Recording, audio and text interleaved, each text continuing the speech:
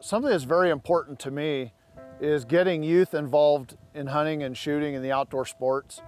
And last night we were here at the ranch with Emma Bell. Emma is my 9-year-old mentored youth hunter. That means she's out hunting on my tag in a program that the Oregon Department of Fish and Wildlife designed a few years ago to help us get more kids involved in the outdoors between the ages of 9 and 13.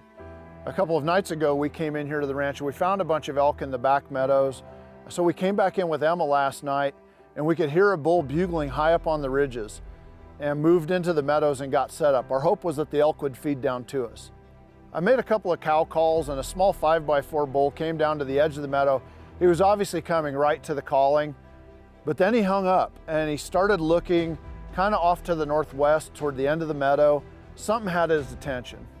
As soon as he spun away and took off into the trees the opposite direction, I decided I better look down there toward the tree line. Yeah, he looks through the binoculars, sets him down, looks right at me on the camera, and goes, "There's a white wolf right there." I started to pan for the direction that he directed me to, and what I saw in my camera monitor absolutely floored me. It blew my mind. My first reaction was a little bit fearful and completely exhilarated. I had a white wolf in my camera frame for the first time in my life. I saw the first one, big white wolf. Then I kept looking and watching it. It didn't take me long to identify 5 different wolves, 2 of them with collars. It looked like 2 adults and 3 of last year's pups. From there, things escalated in a hurry. We went from 1 wolf to 2, and before we knew it, there was 5 of them. And we're focused on the white wolf right in front of us. And before we knew it, there were 2 wolves on each side of us, flanking us on the left and right.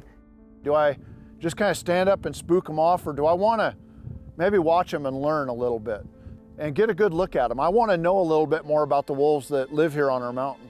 I had no idea what was going to happen next. All I knew is that I was not going to turn the camera off and that I was going to try and capture all of it.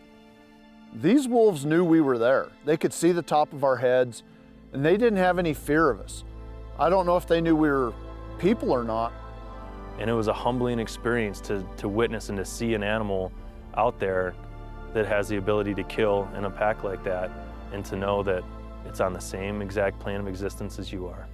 And they're getting closer and closer. Then they come within about 20 yards of us, and they're just getting a little too close for comfort. So I decided I better stand up and put an end to this for safety purposes. Go on, wolf! Yeah, go on, wolf! Go on! Go on! Having wolves in the wild, regardless of which side you're on, it's common knowledge that this is an apex predator. They're in our forests all across the western United States now. How often do you get that close to a pack of wolves? I could see the wolves right in front of me, and the whole time I was just in disbelief. That memory is instantly one of my all-time favorite experiences in the field. You had a wolf like 20 yards away from you. Yeah. Oh. That was crazy. It's something I'm pretty sure I'll never forget, and I'm hopeful that Emma never forgets either.